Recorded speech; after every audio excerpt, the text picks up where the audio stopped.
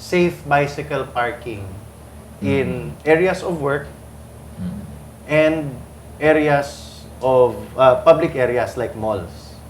Dapat doon ay dedicated parking for them. Naobserbahan na ako personally, dito sa Manila, ako nagabisikleta, mampug ko dito.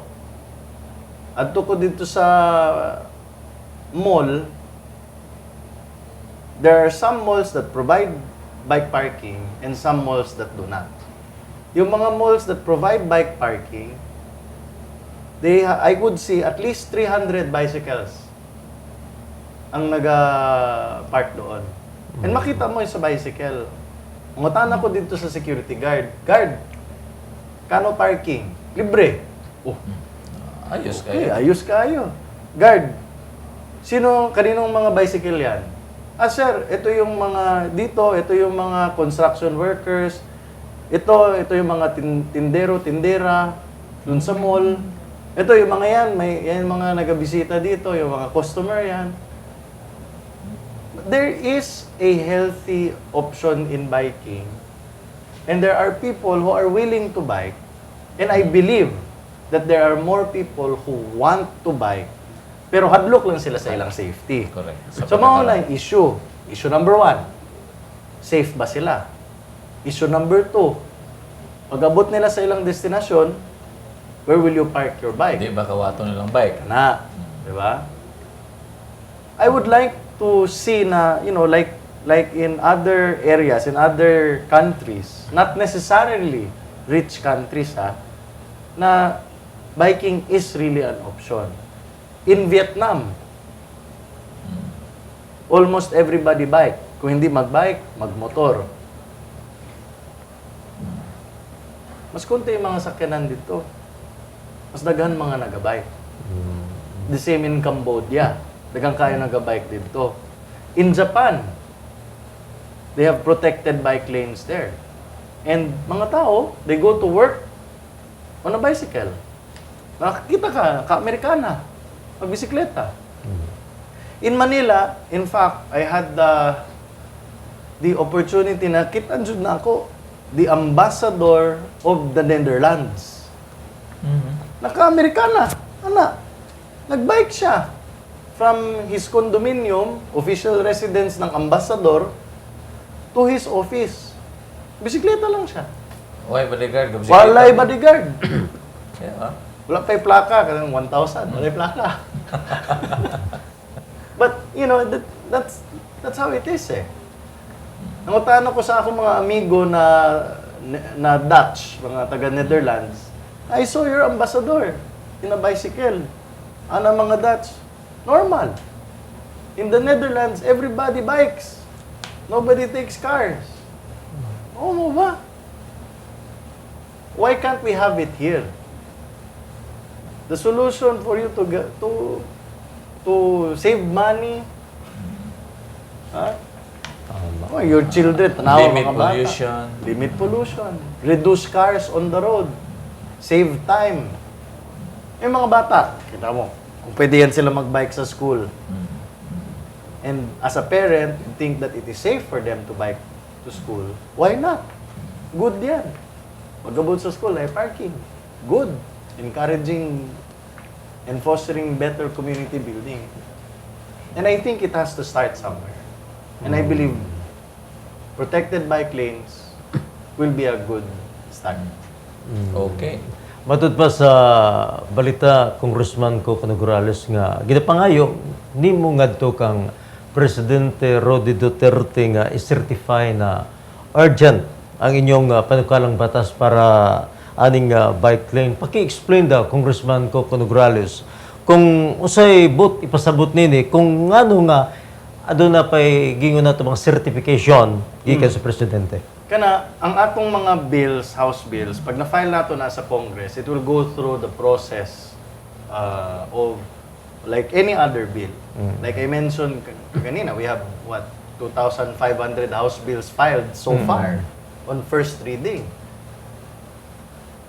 If it will go through the normal process, abutan pa tayo ng siyam-siyam niyan.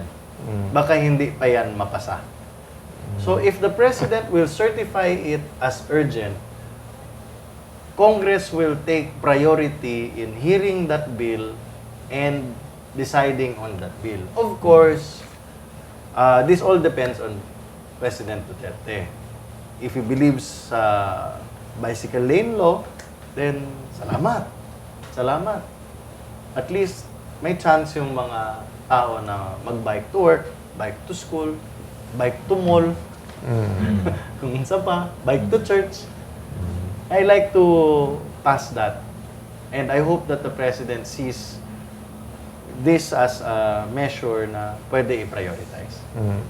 Kining imong balaod nun nga nagkanayon nga ibarog ang gingon natong local bikeways office. Pwede ba nimong pasabton agato mga kaigsunan para unsa ang mao nga opisina, Congressman Coco Nograles? O ni siya, ang atong mga communities are built by local government units and managed by local government units. So, ang design nako is ang mga munisipyo or syudad, maghimo silang local bikeways office where the local bikeways office, ang trabaho nila is to propose and implement bike lanes in their localities. Kaya sila man yung may alam kung saan pwede maglagay ng bike lane, whether it's feasible, whether it's possible, whether it's impossible. Ano na siya? I'd like them to have that power na sila lang magbuot-buot. Because the municipal government and the city government, they're the ones who release the building permits, development permits, diba? Sila nagatanaw sa mga development plan sa atong mga developers. Eh, ang style karon is that our developers are building communities. Not just houses, they'll build a community na ginapag-aralan na ang correct na density, correct lanes, correct parking, ana. I'd like the creation of the local bikeways office to also implement na i-appeal ang safety of pedestrians, safety of bicyclists, safety of kanang mga tao na naka-motorcycle, and that kind of delineation. So, appeal sila sa approval process.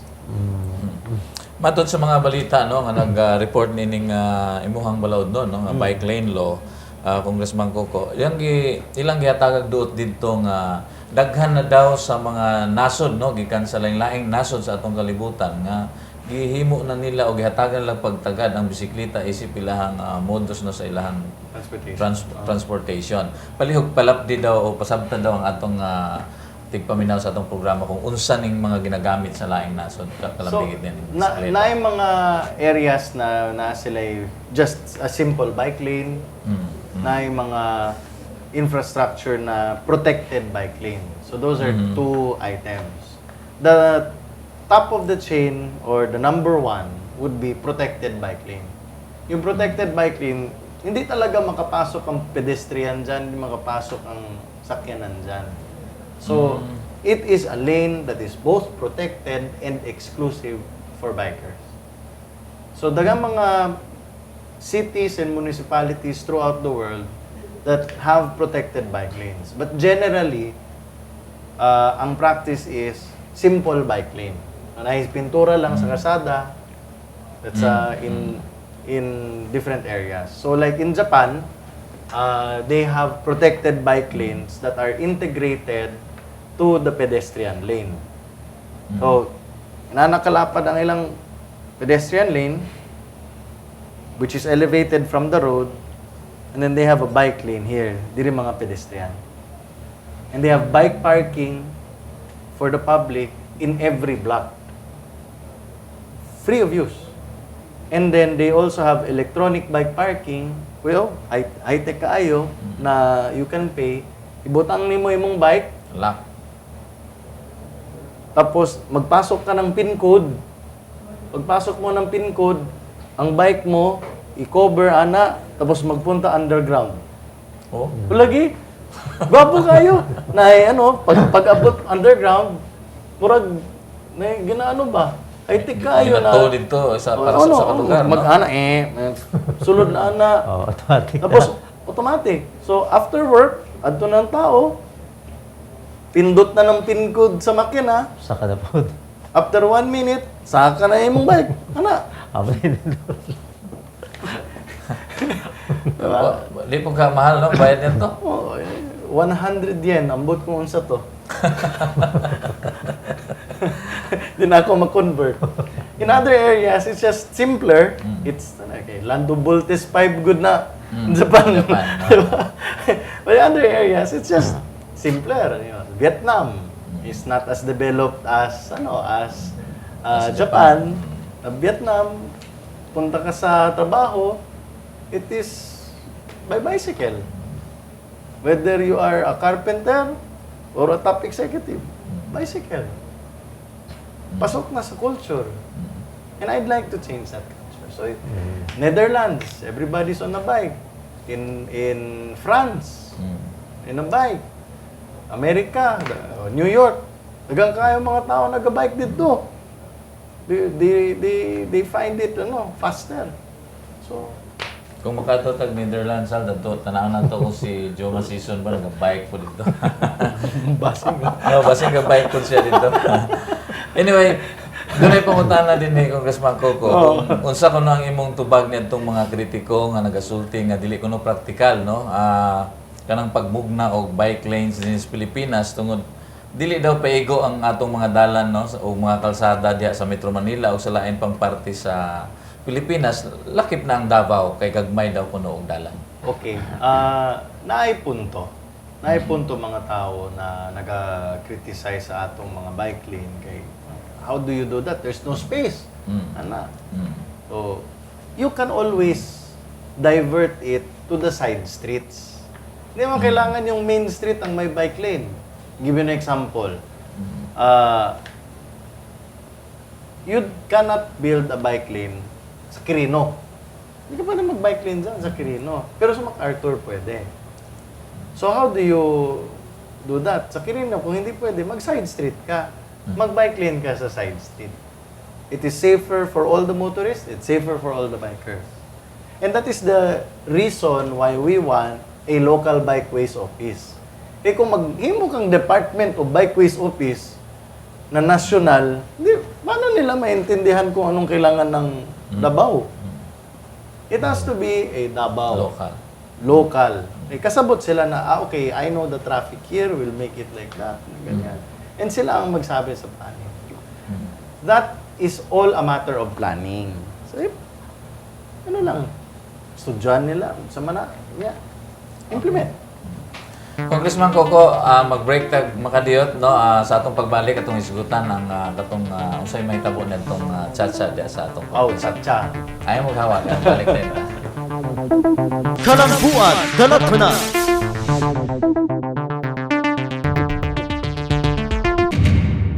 Congratulations kay Congressman Karlo Nograles, kay Congressman Coco Nograles. Dako kami og pasalamat nga duha na gid ang congressman. Ako nagpasalamat kang Karlo nga nakaabot gyapon sa ikatulong termino. Congressman Coco Nograles, nagpasalamat mi na ningdaog yun ka. So congrats. Congratulations sa duha ka congressman. Ang una si Congressman Karlo Nograles ug ang iyahang manghod na si Congressman Coco Nograles. Kalamboan Dala Tanan. Balik ta sa atong programa ang Kalamboan Dala Tanan. Mga kaigsunan atong isgutan karon, no, kung unsa tong mga hungihong panghitabo diha sa Kongreso kalabot sa hisgutan ng charter change. Sal si mong higayon. Congressman Coco Nograles, para po sa atong ikatulong portion sa atong programang Kalamboan Dala Tanan. So karon musayaw tag cha-cha. Sayaw jud. Kay murag tan-aw nato tuloy-tuloy na gyud ang charter change, Congressman Coco Nograles. Yes. Klaro ang direksyon ng atong presidente sa charter change. Klaro po ang iyang model, which is the French model. And klaro po ang instruction ng speaker o ng presidente na mag-constituent assembly ang Congress. But so far, these are the general guidelines. we have in the House of Representatives wala pa na-organize or wala pa na-organize ang atong Committee on Constitutional Amendments. So like I mentioned earlier na ang atong Kongreso karon is in the process of electing committee chairpersons and then vice chairpersons and members. And so we are starting everything up. But as soon as our Committee on Constitutional Amendments is there, then we can already proceed with the committee meetings and the presentation of all the bills and the investigation of all the bills. Currently, ang Congress non-stop karon sa buntag nag-lecture various forms of constitutional amendments, atong mga various forms of parliamentary discussions, kung unsa man klaseng parliament, unicameral ba, bicameral, atong mga federal states, how do you divide it? And so far, ang direction na nakuha nato is that the Philippines, which has 18 different regions currently, no, will be divided into 12 states. That alone, daghang kayo discussion na. That will be a lot of discussion. So, I'm not so sure exactly how they're going to divide it into 12 states. So, na mga informal discussions kung unsaon ba pag-divide na. And we are all looking forward kung unsa man ang direction nato dito sa mga debate sa division ng mga states and all of these proposals. I want to discuss though na ang power to change the Constitution is with the Congress. Well, actually, no, that's wrong. The power to propose amendments of the Constitution is with Congress. The power to change the Constitution is with the people. Ultimately, with the people. So, bawat pasabot, kami sa Kongreso, mag-propose lang mi. Kani, gi-discuss namin, gi-weigh namin, gi-pagbotohan namin that is maybe the best way to amend this part of the Constitution. And then we will ultimately give it to the people. We'll present it. Oh, ito yung amendment. Payag ba kayo? Hindi. And then that's when the people will say yes or no. But before all of that, all members of Congress would have to agree to propose the change. And you will, not all, but 3/4 of the members of Congress. 3/4. Not a quorum, not 3/4 of the quorum, but 3/4 of the members of Congress. With 291, that would mean over 140. Probably around 147, 148 members would have to agree to change the Constitution.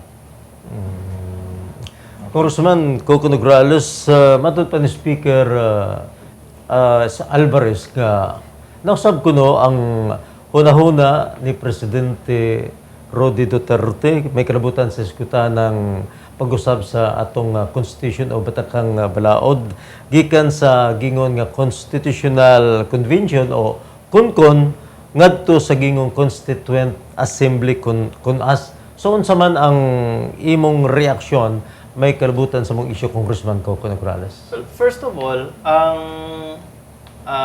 original mode was CONCON na isabay unta sa mga pag-elect sa atong mga barangay officials, ang pag-elect sa atong mga delegates sa Constitutional Convention.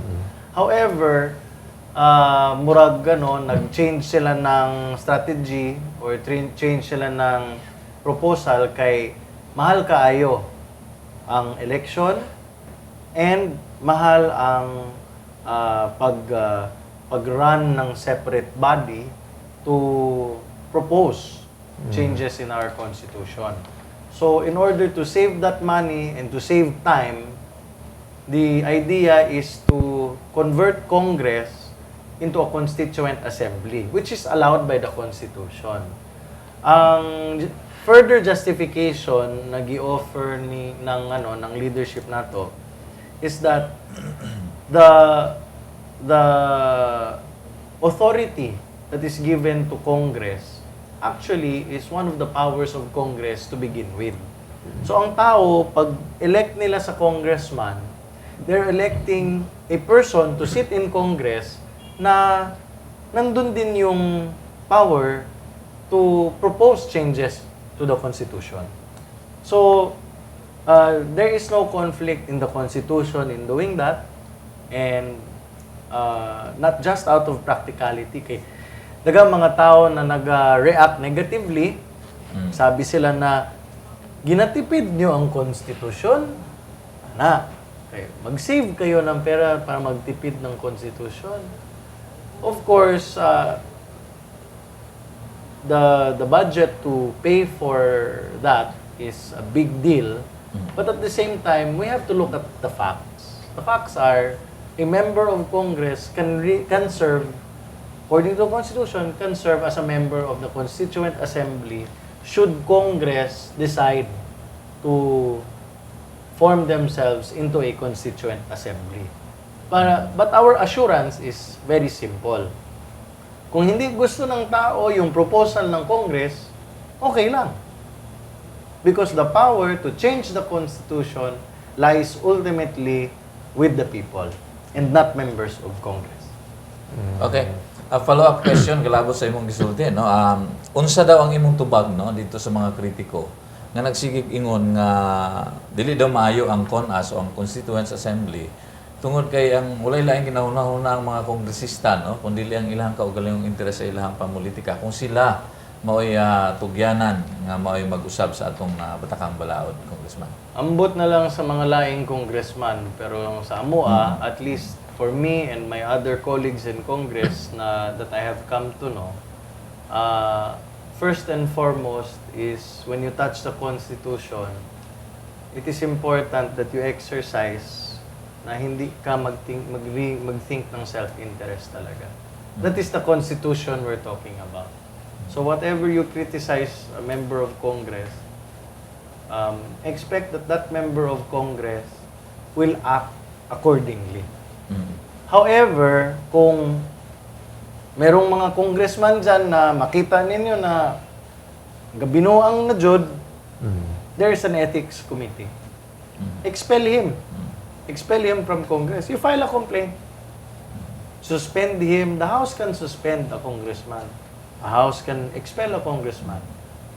Just file that complaint in the ethics committee. Judge that member of Congress according to his work. Labi na sa Constitution. Because it is not a joking matter. Constitution na good na. Di ba? So, if a member of Congress who is given that responsibility to participate in the process of proposing changes of the Constitution, if he is not acting like appropriately, if he's not acting appropriately, ang galo na. We have an ethics committee, and I believe our leadership in the House of Representatives will form that ethics committee to be very decisive and very firm, especially under a constituent assembly. Ako, honestly, agree man ako sa concerns ng mga tao. Hindi naman yan galing sa wala eh. May dahilan yan. And that is more reason for Congress to take the work seriously and report to the people and be transparent in what they're doing. And that is a challenge to the leadership of the House na they have to make sure na hindi binuangan ng mga members of Congress ang Constitution. I would like to call on the people also to be vigilant sa inyong mga congressman, your district congressman and your party list congressman. Kung makita ninyo na murag nagabinuang, kamo mismo ang magsumbong sa House. 8888, baka pwede din, di ba? Nandyan na. Directive naman ni President Duterte yan. take advantage. It's a good and healthy exercise to watch your government officials and make sure that your government officials are doing their job correctly. No exemption. Diba? Okay. Congressman Coco, napoy laing sugyot no si Speaker Alvarez. Other than CONCON, CONAS, doon na po sa iyang version, katong CONCOM or Constitutional Commission, no?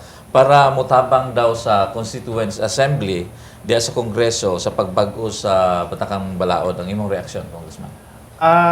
Dili na siya original na proposal ni Speaker Alvarez. There are many groups that are proposing that, including proposals directly sa Malacanang na ay mga proposal na ang palasyo lang ang mag-appoint ng mga tao in a constitutional council or commission, kung unsa pa, na ay mga nag-suggest na ang speaker ang mag-appoint.